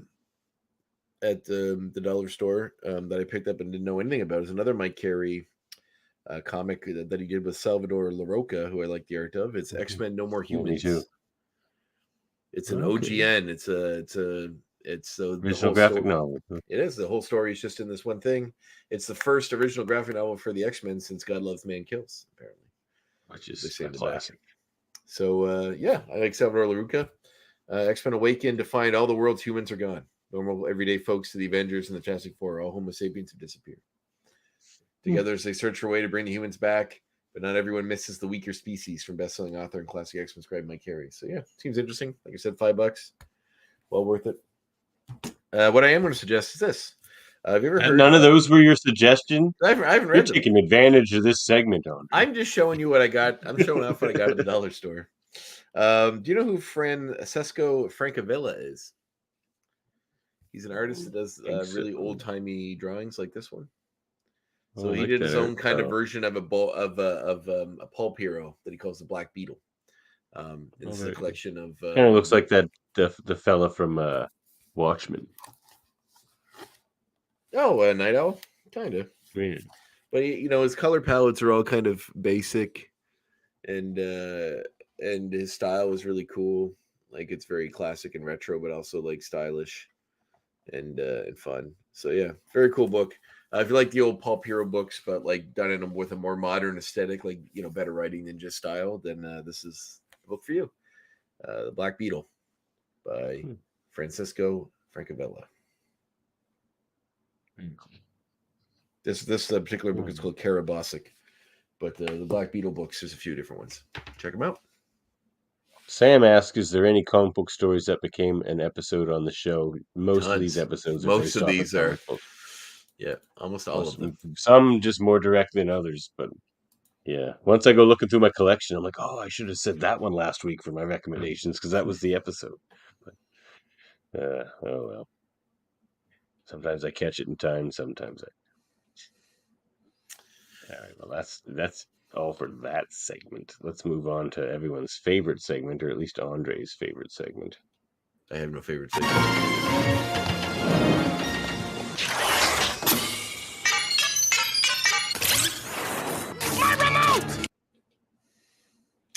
Well, the holiday seasons are upon us, and as such, I feel as though I should perhaps bring up some Christmas movies. So, in trying to fit with the theme of the time period which you asked me to adhere to when coming up with these suggestions, I thought, why not bring up what may be one of my favorite Christmas movies? It's goofy, it's stupid, but it's wildly entertaining and incredibly fun, even though considering it is what it is. It is Jingle All the Way, starring Arnold Schwarzenegger from 1996, in which he teams up with a young Jake Lloyd, who you may know as young. I hadn't seen that movie until like 2 Christmases ago. Did you like it? It's fun. It's a fun movie. It. Oh, you have no joy, so boring. You have no joy, sir. It is a fun. Well, I didn't like the Guardians Christmas special either. So yeah, well, that's heartbreaking. It was for me too. It must suck being disappointed by everything that comes out from comics. No, I loved Werewolf by Night. Okay, that's the one thing. Name one other thing you've liked recently. Actually, you liked She-Hulk too, didn't you? Yeah, I love She-Hulk. I think you only like I love most of the Marvel products. I loved Miss Marvel. I loved Hawkeye. I loved WandaVision, Loki. Well, you're shitting on Warlock. You don't even know anything about him besides one frame of Will Poulter in the costume. You don't like it? You see one frame. Not my Warlock. Not my Warlock. Okay, well, maybe you should reserve judgment until you see the episode of the movie, which looks fucking awesome. I'm very excited. The High Evolutionary has always been a favorite villain of mine. And I like Me too. We only get that quick shot of him. I like the actor that plays him a lot. He was featured rather prominently in the Peacemaker TV show, which is why James Gunn selected him for this role, and it's very, very good. I also like Herbert Wyndham. Yes, High Evolution. Yes. Don't flex about how much you know his real name. I was going to say Wyndham as well. I forgot his first name was Herbert, but I remember his last name was Wyndham, so I think it's a cool last name. But we see Lisa in there, Lysa. We see Counter Earth. It looks really fun. I'm very excited. Obviously, it's going to be sad. People are probably going to die. Hopefully, we get a nice little. I know they said this is the last movie with this iteration of the Guardian, so maybe someone will move on and get other stuff later. No more Drax, please. Okay, calm down. He's probably going to die. Actually, if I had to guess who's going to die in the series, I think he would definitely be one of them. Me too. But I like him. So and then they'll introduce Moondragon. But they'd have to completely redo. Well, they've already kind of killed off characters and introduced their replacements right away. So I don't know if they need to do that again. But I did hear a rumor that his daughter was going to be in this episode or in this movie. So well, the next iteration makes sense. Like you just make it, you keep Rocket. I think you're going to lose Peter and Gamora. I think they'll go off and get their happy ending. But and I think you'll probably see Rocket. Phyla-Vell you bring in to be on a team with Moondragon and Warlock. Well, I don't know. You have to change your origin quite a bit because your father can't be Marvel anymore, unless it's why not the Ned Benning version? I guess so. Could be. Yeah. I'd be all right for that. Yeah, I suppose so. Or her mom could have been that character, but that character wasn't as big a character in the grand scheme of Marveldom as no. I'd love to see Genisfell, but I don't think we're going to get that. He's one of my favorite Marvel characters. I just love Peter David's run in that comic so much. Mm-hmm. So, was that your recommendation? Jingle All the Way. That's it. Great movie. Go watch it. I'm sorry about that, everybody. Everybody who has joy in their heart will enjoy it. If you're a joyless monster like Davan, you'll just sit and stew in your anger. Well, that was the end of my remote. How many times have you been hitting those buttons by accident tonight, Davan? I definitely get it. I'm not even near them, though. That's the crazy thing. You're just breathing on them. I'm thinking about them, and they're going off. I guess so. What were you doing? Playing with matches? I thought you hit it again. I didn't realize you started another segment. This was going to be basically like my last recommendation, well, but with a bit of extra. So the last one I recommended was Gradius, just because it's super hard. This game is also super hard. I can't beat it even on easy. Captain America and the Avengers. Now it for Super Nintendo. Now it's the reproduction from the arcade. Now the arcade version was fantastic. I pumped $1 million into that. That's for sure. And Sega Genesis and Super Nintendo both did like remakes of it. They're very different. Like the Sega one, I actually haven't played, but it's supposed to be a little better. This one's just the hit detection's off. That's what makes it weird and hard. Like the enemies can always hit you, but you have to be like in the exact perfect spot, it seems, to hit them back. So that's the problem with the game. But it's still fun because you can play two players at the same time, and you can be Hawkeye or Vision or Cap or and Iron Man. So it's still fun to play two player simultaneous games. So and it's hard. So working together to try to beat it's really fun. So Captain America and the Avengers. But it's not as good as the arcade one. If you can find the arcade cabinet or like download it or whatever, it's a good game. Like the Sentinel level that you fight at the end of the first level was always very memorable. You fight that giant Sentinel that takes up more than the whole screen, and yeah, the arcade games were great. They were really fun. I got the Teenage Mutant Ninja Turtles Cowabunga collection. I haven't started playing it yet. It has all of the games from like the Ninja Turtle games from NES arcade. It's got Turtles in Time, so all the Super Nintendo, NES, and arcade games in one collection. It's really cool. A friend of mine gave it to me on Steam as well for Christmas, which I have to load that up. Or not for Christmas, for my birthday. But I am excited to play it.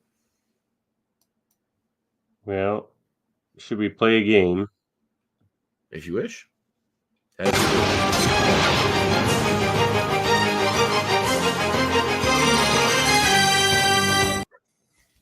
Expert casting. Oh, I haven't played this one in a while. Yeah. So this is the game where we pick an actor or actress. I guess they're all called actors these days. And the other person has to pick now we would play it for live action MCU. First we were voice casting for the new cartoon. But we kept conflicting with characters that were already cast. And fair enough. And so now we do live action style. So who wants to go first? You. Me. Okay. Let me throw it at you. My track record for this has been pretty good so far. Has it? Has it now? I think so. Right. You always marvel at how great my character selections are. John Goodman. Oh, he's got a great voice. Sure does. He has to be somebody that's CGI. Does it? It doesn't have to, but I think he'd be good for that. It has to be somebody that's like, it's got a deep, evil voice. Oh, and I thought villain right away myself. What? Yeah, it does. We're an X-Men show. Oh, it has to be an X-Men. Like someone who would show up in an X-Men movie could be a villain. Someone that would show up in the X-Men property. Well, I already said Paul Giamatti from Mojo, didn't I? No, that was voice casting. Arcade, didn't you? Yes, he was arcade. That was for voice casting, though. Who would I pick for? Well, he'd be a good arcade Apocalypse voice. If it was just the voice.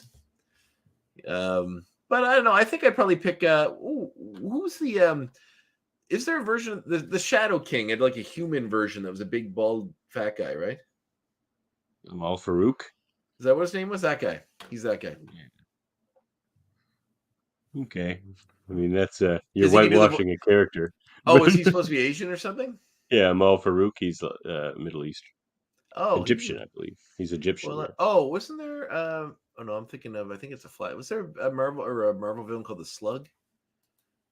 Or am I getting Slug? He wasn't a. Yeah, he wasn't a X-Men villain. Oh, he How wasn't. about this one for John Goodman? How about Blob? I had it. No, he'd be Blob. He'd be Blob. The voice of Really? Blob. He's got a great voice for Blob. I think you got to give Blob a more. Well, actually, you're right. He would be a great He would be Blob good Blob voice. because you got the voice, and you got to give him a more. He- And I don't want to just like cast him because he's a big guy. He's not even that big anymore. He's not But anymore. Yeah. but like he's got the right voice, and I'd like to see Blob Yeah, depicted a little more sinister than just the goofball that he has been in the past. Yeah, So, like I think Blob's he'd be done Blob. some scary things, like he's eaten people. Well, in the Ultimate Universe, yes, but Yeah, that doesn't really count. But yes, I would like to see him be the Blob. you can see John Goodman going, "No one Mostly moves the Blob." Mostly CGI, right? But yeah, it'd be good. That's pretty good, actually. All right, shoot, hit me. Okay. One for Davan. I gotta think of an actor I like, somebody cool, somebody who's really neat. I don't pick anybody that's too big and mainstream, but someone that I really like whenever they show up in anything. What's something I've seen recently that I've enjoyed? Oh, Jingle all the way. Yes, that is true. Pete Davidson.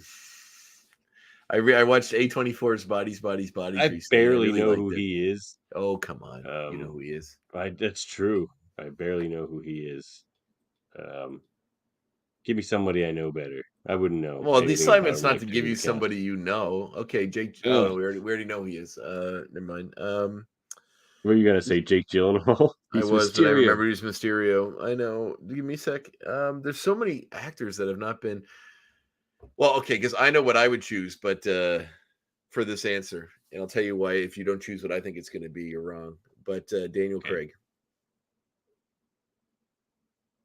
Do you know apparently he was cast or was supposed to be, but in the Thor or no, in the Doctor Strange Multiverse of Madness when they had the Illuminati, they were going to have Thor's brother Balder was going to be one of them, and it was going to be Daniel Craig. Yeah, I did hear that. But he That's wasn't available, or interesting. something came up, so they changed him with somebody else. Daniel Craig. You know, a bit flat as an actor, I guess. Oh, shut up! He's great. But After Knives Out, after watching Knives there were Out, rumors that he might be cast as the new Magneto. That's what I would Those cast him rumors as. were out. Really? Yeah, I'm there for it, actually. I'm all right with that. I mean, I prefer. Well, he's getting older now. I prefer a bit of an older fella, but he's getting probably In his in his 50s, early 50s now, 50s, eh? probably. Yeah, I think he'd be a that's all right. fantastic Magneto. Yeah, yeah. He's got those piercing blue But he's eyes. got that. But he's got that big square head, which might look weird in the Magneto helmet. Well, I'm not going to pick Magneto. I'm going to pick somebody else for him. I'm going to pick. You know who I thought for John Goodman, just to show off his acting, though I did like the Blob answer, was you make William Stryker the preacher that he was supposed to be, and not this like soldier guy. Oh yeah, I Like, actually 100% would buy that. Yeah. Although I really love he would Brian be very Cox. compelling in that role. He would be a very good. Well, he plays one basically on the Righteous Gemstones. Yeah. It was for HBO. Is it HBO? It's the same guys that like Danny McBride show. The guy, it's his newer show. Oh, They're all like the baseball player. Yeah, he's one of them. But he has a new show called The Righteous Gemstones, where they're like a family of televangelists. John Goodman's the father, and Danny McBride. I can't remember her name, Edie something. She was in Knives Out, and the guy that was on Workaholics, Adam Devine. They're like all siblings under him, and they have their own little churches, their own little things going on. I think I would make Daniel Craig Banshee. He's not Irish. Whatever. You're going to whitewash the Irish in an Englishman? Come on. I can probably only think of 2 Irish actors off the top of my head. You know who they could? You know who they could cast for Banshee? Who's Irish? Michael Fassbender. Well, there you have it. That works too. Let's swap them then. Magneto for. I don't think they do that. It'd be Banshee. pretty obvious. Actually, you know who would probably look like him the most, or would play him? Rupert Grint. Ron from the Harry Potter movies. I didn't see those. Oh, all right. Dom Hall Gleason from Brandon Gleason's son. Oh, Donald Gleason. Yeah. Oh, yeah. He'd be good. He'd be a good Banshee. Yeah. He's Okay, Irish, maybe he's got not red hair. Banshee. I'm having trouble with this Daniel Craig one. Just make him Magneto. It's the obvious choice. Fine, Magneto. He'd be a good Magneto. He would. Fine. Is he that good of an actor, though? I don't know. Yes, he is. Yes, I don't he know is. if he can follow Yes, Ian I'm gonna McKellen. slap I didn't you even think upside your face. Fassbender was a good enough actor to play Magneto. But Who do you want? Laurence Olivier? He's dead. Ian McKellen did it fine. Yeah, but he's also 70 when he did it. Like, he's And too still- old. He could have in a big that fight. worked Like better. he's He wasn't too old. he I wasn't thought great he for played fight perfect scenes. I mean, he's Magneto. too old. Like, come on. Magneto doesn't fight. Like, he doesn't throw punches at you. Look, he's shredded in almost everything he's in. The show, he's jacked. Well, he's a His comic book character. pecs are bigger than his head. They make Xavier shredded once you take his That's suit right. coat off. Because he's just doing core all the time. He's got no legs. He's doing his core. He's doing his core, baby. He's got to get those core in there. No, honestly, I could see Daniel Craig maybe play a Mr. Sinister. Yeah, I Mr. can see that Sinister's too. supposed to be British. I can see that. Yeah, I like that. I like that better. I'm going with that, Mr. Sinister. Okay. All right. Moving on. Got anything to say about the new series? Probably no news out about the new series. I haven't really heard. Not really. They announced a few things about just sort of but nothing major. Christy Alley passed away. That's sad. Everyone in modern news. She had cancer. Very sad. Very sad. And Judge Mills Lane passed away today too. If you remember him, Judge Judy's husband. Oh, Judge Mills. Not Judge Judy's. No, he wasn't Judge Judy's husband. No, they weren't married. She's married to the other guy, Jerry Scheinlin. He was another one of those judge shows, but it was really? It's not Judge Mills Lane. Judge Mills Lane was the referee for the Tyson bout where he bit off Holyfield's ear. Yeah, but he also was a judge. Yeah, well, Judge Mills. All right, I'm just looking for. All I need now is for you to contact your students, Professor.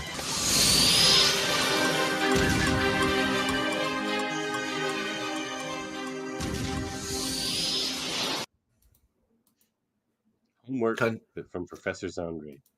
Well, I just had it up and then I closed it down. So your homework is to watch the next episode of the show, which is season 4, episode 2 of X-Men, the animated series. Pausing for dramatic effect. 1992. Pausing for dramatic effect. Wait, I got it right here. It is featuring our old friend Omega Red, who returns. And the episode is called Devil in the Dark. Devil in the Dark.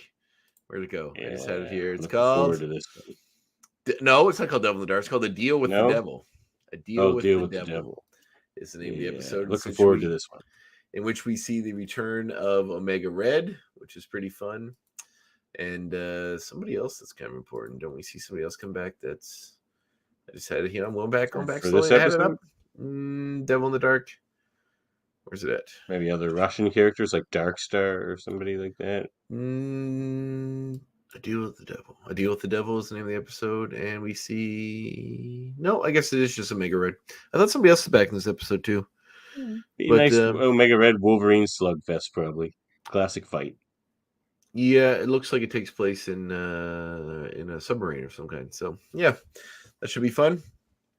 And a unstable nuclear submarine off the coast of Hawaii is the setting for the episode. So yeah, check that out. Watch it in preparation for our next episode, which isn't next week though. Isn't next week our interview show? Yes, I was just about to announce that. Davin's Christmas. Davin's My Christmas gift comes year. early this year. It certainly does. I'm quite pleased. Yes, that's right. That's right. Storm. Alison Seeley Smith Storm will be joining us from Barbados next week.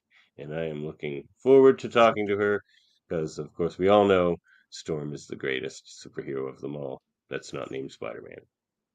Do you have? I assume we're pre-recording this, right? So are we even a later episode, or is that working? Pre-recording the interview, and unless something goes wrong, I'll put it up right afterward. Unless I have to edit something, but I don't think I will. It should be a fun interview. We're excited to have her on. Yeah. It'd be very interesting to talk to Storm. We're talking to Storm, man. We talked to Rogue. We're talking to Storm. Your dreams come true. Yeah. Sam Nass is alive. No, it's not live. That's okay. It's We're not probably doing better it that live. it's not We're not live doing it because who live. knows what the connection will be like from Barbados. So probably better that way anyway. You can catch us. You can talk to us wherever. You can catch us. Support us on Patreon. How about that? You can do Yeah, that. talk about that in a while. Patreon.com/X-Men Review Show. I'm pretty sure I mentioned it every episode, but you can contact us. There's cool patrons out there. There's Ryan. There's Jaemeel. There's Daniel. Yeah. Thank you, Ryan, Jaemeel, and Daniel. You contact us at xmenreviewshow@gmail.com. Follow us on YouTube, Facebook, and Twitch. Also, if you've watched it in video form, you may want to see what we're like in audio form as well. 2 times the charm with us. Do you mean hear what we're like in audio form? What did I say? See what we're like in audio form? I was using a colloquialism. Uh-huh. Please like, review, and subscribe wherever you're watching us. And did you know we're a proud member of the United Federation of Podcasts? I am familiar with this fact. Featuring many great podcasts. So look at that. United Federation there. Many great podcasts like the Graphic Histories podcast. Oh, yeah. What's up with the Graphic Histories podcast? Just lining up interviews for next week. Got a couple of potential guest hosts. One I'm waiting to reach back out to me, but he did some work for What If Comics back in the day, who currently, which is fun. And have another guy who was the cameraman on The Shining. So the original Kubrick film. So I'm hoping to line up an interview and talk with him soon. So he'll likely be my next guest, but I'll announce it next week. Here's Juggy. And check out the Jason Liu interview from last week. It's very good. That's right. And very fun talk. And he's got some great stuff coming out. So definitely check out his new stuff. X-Men Unlimited, Madrox. Also, another recommendation, if you haven't watched it yet, watch Guillermo del Toro's Cabinet of Curiosities on Netflix. It's very good. If you like Del Toro as much as me, you will like it. Also, check out Hold Up a Movie podcast. Next one's going to be on Christmas movies. This one's with podcast with me and Murphy. Ooh, what movies are the they? next one, we're The Apartment from like the Jack Lemmon movie? Like a Jack Lemmon, yeah. Really? That's a Christmas movie? Yeah. Yeah, I think so. I don't think it is. I don't know. Murphy says it's a weird Christmas movie. He just watched it like an hour ago, I think. So I don't know. I haven't watched it yet. Did Murphy pick it? I mean, he's picked some weird. No, I picked it. I was like looking around for obscure Christmas movies I haven't seen. Shouldn't you pick ones you've seen? No, it's not about that. I pick 2 movies, so I usually pick one I haven't seen and one I have seen. Why don't you come to me? I'm the movie guy. I can suggest tons of weird, obscure Christmas movies that people probably haven't seen. Come on the show. Come to me. Rare Exports is one I highly suggest. Can't have your hipster picks. Dial Code Santa Claus is one that you've probably never seen, which is amazing. Santa Claus versus the Devil, the Mexican one from the 50s, is probably great. Santa Claus. So you're getting too hipster here, Don, right? I'm giving you good options. Dial Code Santa Claus is very good. And Rare Exports is fantastic. That's a highly suggested one. Krampus. Have you watched Krampus? The one by Michael Dougherty and Trick or Treat? That's a great movie. Yeah. Oh, man, you don't know what's going on. You don't know the score. You don't know what's going on. Maybe I don't know the score. 3-1 last night. A friend of mine, I say that all the time. I always say you don't know what's going on to people. And a friend of mine one time said, you don't understand how demeaning that is. Like he was joking, but I was like, yeah, it kind of is, I guess. Like, you don't know what's going on. You don't know what's happening. It's like, are you gaslighting me, Andre? Well, no. I keep telling you gaslighting is something that's not real and you only made it up because you're crazy. KBBL podcast, the extra B is for BYOBB. We talk about the Simpsons on Friday. Check it out. We got last week it was for I forget you have one. Bring help, because Francis was feeling ill that day. So we needed help. One of the co-hosts. The guy on the left. Besides me? Yeah, I have lots of co-hosts. I'm shocked and appalled. Most of them less sarcastic than you, though. As the godfather to your child, you have other side hosts than me? Actually, Francis is the godfather of my child. Oh, well, then as an uncle to your child. So also check out Trivial Debates. We just did one on music, and I was the host. And the next one is on Christmas stuff, and I will be a contestant. Cousin Dave will be the host. That sounds fun. Check that out. Speaking of Cousin Dave, check out Super Mater Brothers podcast, where they like talk about reality shows and the like. And if you like Star Trek, check out Live Long and Podcast. Look at that handsome crew. We are a handsome crew, that's for sure. Even though I'm not on it, I'd like to see myself in there. Start guesting on the shows. That's right. Show up on time. You got the show reviews. We got Star Trek Radio Theater coming up. We're doing Star Trek 5. I'm playing Cybok. That'll be fun. You're playing Cybok? Yeah, well, he's the only Star Trek character I look like, so I kind of campaign for what the does role. God need with a starship? Exactly. It's a terrible movie. A radio theater will be better than the movie. Check out Locutors of Trek. We just did a Geek Tall challenge. That was fun. Galrod, son of Galron, trying to find some Klingon warriors in the bunch. The Battle of the Daves, it was. And we have a Treckle Trunk coming up. Oh, I left the comics upstairs. But there's some new Star Trek comics out that we're going to review. Issue 3 of Lower Decks, issue 2 of the new Star Trek Cisco-led series, and a Trill. They've been doing these one-shots about the different races. They did like a Klingon one and a Ferengi one so far, and now a Trill one, so it's interesting. And so far, they've been good. I think that's it, though. We can just, catch y'all X time. Oh, wait, no, I forgot. In the Hellbound podcast. That's when I got to be a guest on. That's when I got to be a guest on. That's my jam. They're in the UFP chat. Jump in there. Tell them to talk to me. I can't keep track of chats. There's too much going on. Too much. Andre's a busy man. We all talk too much for Andre's taste. Oh my god. Well, it's like 90 messages a day. None of them have anything to do with me. Like, I can't keep track of that. You're not talking about Andre. He's not interested. It's not about that. It's just, it's none of it's usually relevant to anything I need to join in on. So that's true. All right, except for when it is. All right, then you'll tell me. Yeah, I'll tell you. All right, catch you next time. Rest up for next week. See you. Yeah, see you next week. Don't miss the Storm interview. It's gonna be amazing. That's right. I can't wait to cancel last minute, so you have to do it yourself. Next, oh my god, I would be so nervous. I would never do that to you. Next time.